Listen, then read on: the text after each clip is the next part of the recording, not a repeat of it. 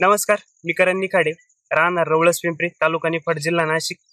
आपण हे नेरोचं इन्फिनिटी बसवलंय. आपला सुद्धा घरचा प्लॉट आहे हा 1 एकरचा. त्याच्यामध्ये बसवलंय. त्याच्यानंतर आपण जे अंदाजे पाणी देत होतो त्या अंदाजे पाणी न देता आता आपण इन्फिनिटीच्या साहाय्याने जे पाणी देतोय त्याच्यामुळे बराच बदल जाणवला. पूर्वी हा प्लॉट पिवळा पडणे किंवा फर्टिगेशन व्यवस्थित होत नव्हतं, तर याच्या साहाय्याने आपण आता जे फर्टिगेशन ते याच्या साहाय्याने आणि पाणी नियोजन आहे. पहिलं अंदाजे पाणी म्हटलं आपण एक 8 दिवसांनी 8 तास 10 तास पाणी द्यायचो, पण आता याचे रिकमेंड जसं जसं रिकमेंड आहे त्याला पाण्याची जेव्हा जेव्हा आवश्यकता आहे, आता सपकिनच्या अवस्थेत जे पाण्याची रिकमेंड देतात त्याप्रमाणे आपण आता मला जे 8व्या दिवशी पाणी लागायचं ते 10व्या ते 12व्या दिवशी पाणी मागू राहिलं, त्याप्रमाणे आज पाणी आपण देतोय.